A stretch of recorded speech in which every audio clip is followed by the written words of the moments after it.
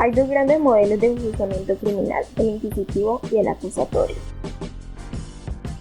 Nuestro modelo procesal penal colombiano se caracteriza porque la labor de investigar y acusar, conforme lo preceptúa el artículo 250 de la Constitución Política, es una función que recae exclusivamente en la Fiscalía General de la Nación.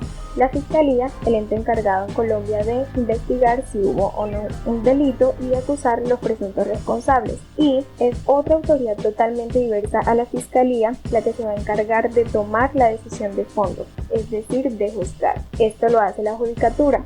Esto es la de establecer en cada caso si la persona acusada es o no responsable penalmente en los términos que lo señala el ente acusador. Un ejemplo es que en el caso de los aforados, hoy investiga la Sala de Instrucción de la Corte Suprema de Justicia. Esta pues investiga y acusa ante la Sala de Juzgamiento de la Corte Suprema de Justicia y esta profiere la sentencia en primera instancia. Y si esta es apelada, entonces es conocida en segunda instancia por la Sala de Casación Penal, con lo cual se garantiza la separación de funciones.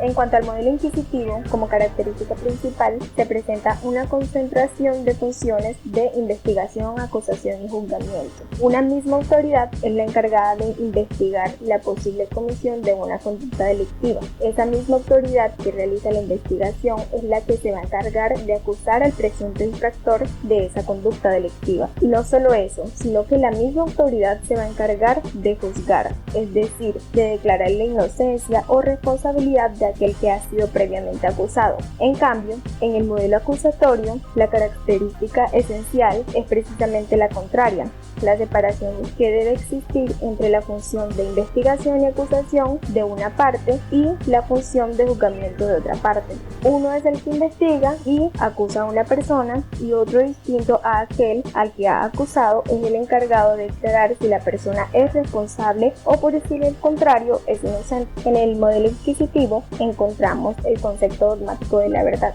es decir, desde el punto de vista epistemológico se parte de la idea de que la verdad es una sola, que la verdad existe independientemente del proceso y que la labor del proceso es alcanzar esa verdad, es lograr esa verdad, que el objetivo del director del proceso es conocer la verdad de los hechos. En cambio, en el modelo acusatorio ya no se habla de una verdad dogmática, sino que se habla de una verdad dialéctica. Desde el punto de vista epistemológico, la verdad se concibe como una construcción que se va haciendo dentro del proceso, a partir del choque dialéctico de las partes. La verdad se construye día a día y es lo que se da dentro del proceso a partir de lo que las partes construyen. En el modelo inquisitivo encontramos el principio de oficiosidad. Eso tiene unas implicaciones interesantes, porque si el objetivo principal del proceso es encontrar la verdad, pues quien dirige el proceso para alcanzar esa verdad, este está revestido de poderes oficiosos, o sea, actúa a mutuo propio, no espera que le pidan que haga algo, hace lo necesario para alcanzar la verdad. Por ejemplo, él puede decretar pruebas. En cambio, en el acusatorio, pues ese concepto dialéctico de la verdad lleva aparejado un principio que vamos a conocer como el principio adversarial, es decir, se parte de la idea de que en el proceso es un choque entre partes y obviamente son partes que se consideran juxtapuestas, partes contrarias, partes que tienen posturas distintas. Este principio también está ligado a garantizar la igualdad de armas, por decirlo así, o sea, las dos partes deben tener las mismas garantías dentro del proceso. Este modelo le impide al juez impulsar el proceso por voluntad propia, solo acude cuando las partes lo solicitan. Por ejemplo, si el fiscal considera que se debe capturar a una persona porque pone en riesgo el proceso, entonces este acude ante el juez de control de garantías y claro está, este llama a las dos partes para que haya un juicio donde se escuchen a ambas partes. En el modelo inquisitivo, los procesos son secretos, no se puede saber del proceso, y en cambio en el acusatorio, los procesos son públicos, cualquier persona puede conocer el proceso. En el caso pues de la reserva es frente a los terceros, no a las partes del proceso. La etapa de investigación es reservada y pues también es reservado en los casos para evitar una posible revictimización, como lo es en el caso de un acceso carnal violento. En el proceso inquisitivo, el proceso debe ser escrito, todas las actividades desarrolladas son escritas, por esto pues se llama expediente, un cuaderno donde se guardan todas las actas del proceso y todo queda ahí. Lo que no está en el expediente no existe en el proceso. En el acusatorio, el proceso debe ser oral, todo a viva voz en audiencias públicas. En el inquisitivo encontramos el principio de legalidad u obligatoriedad en el ejercicio de la acción penal. Ante una noticia criminal, es decir, si llega a conocimiento de la autoridad la posible comisión de una conducta delictiva, es obligación del respectivo funcionario adelantar el proceso penal correspondiente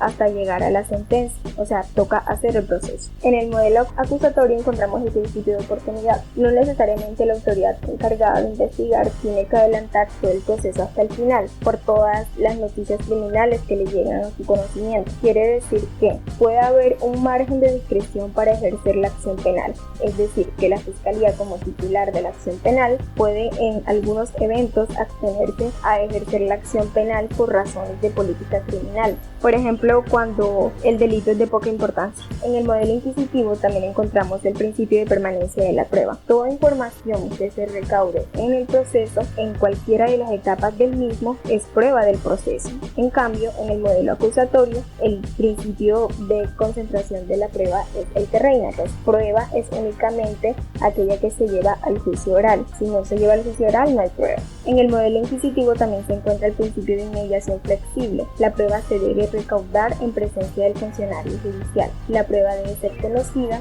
y recaudada por aquel que va a tomar decisiones dentro del proceso, o sea, el juez. La prueba por regla general la debe practicar el funcionario judicial que va a adoptar la decisión. Sin embargo, este puede tener como prueba aquellas que han sido en presencia de otro funcionario judicial a través de figuras como la prueba trasladada, o sea, la que se practicó en otro proceso, o a través de la prueba por comisión, que quiere decir que otro juez que no lleva el proceso puede tomar la declaración a petición del juez. En el modelo acusatorio encontramos el principio de inmediación escrito. Solo es prueba lo que se practica en presencia del funcionario judicial que va a dictar la decisión del fondo. No hay forma de hacer prueba trasladada ni prueba por comisión. El proceso penal colombiano es tal vez uno de los procesos más complejos, tal vez por la simultaneidad o pluralidad de códigos. El legislador, cuando promulgó la Ley 906 del 2004, no derogó el código que estaba vigente en ese momento, que era la Ley 600 del año 2000, sino que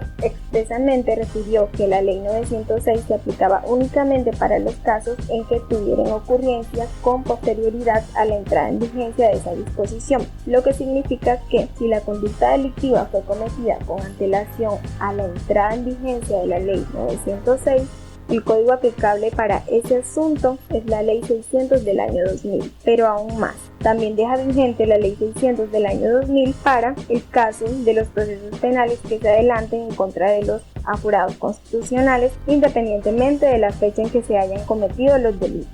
Las etapas procesales e incluso los intervinientes procesales y las facultades que tienen las entidades como la Fiscalía General de la Nación cambian de un código a otro. Hay gran similitud en las normas rectoras. Como primera norma rectora, tienen la consagración de la dignidad humana, en el hecho de que las personas deben ser respetadas. Hay una serie de garantías establecidas en el Pacto Internacional de los Derechos Civiles y Políticos. Las reglas de Mallorca, por ejemplo, consideran que es contrario a la dignidad del hombre los instrumentos o herramientas de derecho premial consagrado en los códigos, como, por ejemplo, si usted confiesa se le rebaja la pena, porque se considera que de esa manera se instrumentaliza al procesado. Sin embargo, cada vez estas herramientas son más utilizadas, como el de los allanamientos a cargo o los preacuerdos, etc.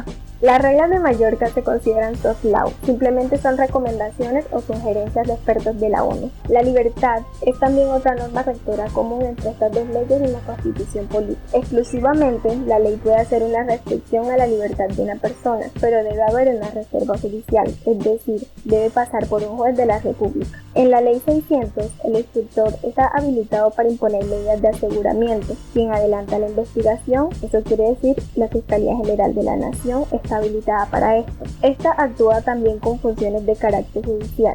En la Ley 906, el único facultado es el juez de control de garantías. Este es una figura exclusivamente de la Ley 906. Por mandato constitucional, cualquier privación de la libertad debe contar con un control judicial en un lapso máximo de las 36 horas siguientes. Estas horas son corridas, no hábiles. Debe ir ante el juez, quien es el que hace el estudio de si estuvo bien o mal la captura, y esa valoración se tiene que llevar a cabo en ese lapso de tiempo. Si se vencen estas 36 horas, la persona puede imponer un habeas corpus. La igualdad es otra norma rectora común entre las dos leyes y la Constitución política.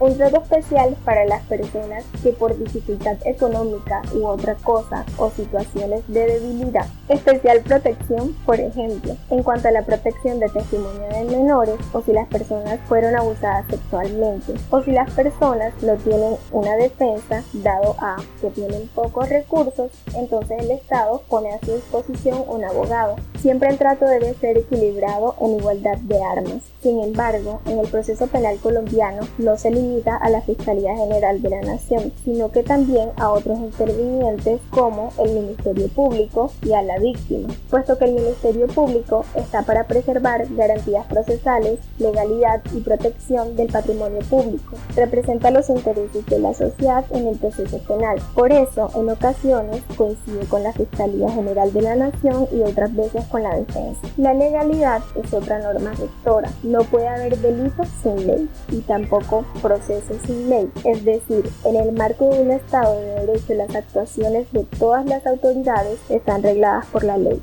Está proscrito que las leyes ad hoc no pueden crear una ley con posterioridad para regular un caso específico, como por ejemplo lo hicieron con los juicios de Nuremberg, que siguieron a la Segunda Guerra Mundial cuando se crearon los tribunales ad hoc destinados a resolver causas penales establecidas contra particulares para abordar los crímenes internacionales más graves, conocidos como genocidio, crímenes de guerra y crímenes de lesa humanidad. En materia penal, este principio de legalidad se flexibiliza con el reconocimiento de otro principio rector que también tiene soporte constitucional y además también en las dos leyes. Es el principio de favorabilidad, según el cual la ley permisiva o favorable es la que resulta aplicable o favorable al caso en concreto. Por regla general, se aplica cuando hay un tránsito legislativo. Esto quiere decir una norma que deroga a otra norma. Para esto se necesita que las dos leyes hayan estado en vigencia en el momento en que se cometió el delito para ver si se aplica de manera ultraactiva o retroactiva. Esta favorabilidad se aplica en relación con las normas de carácter sustancial.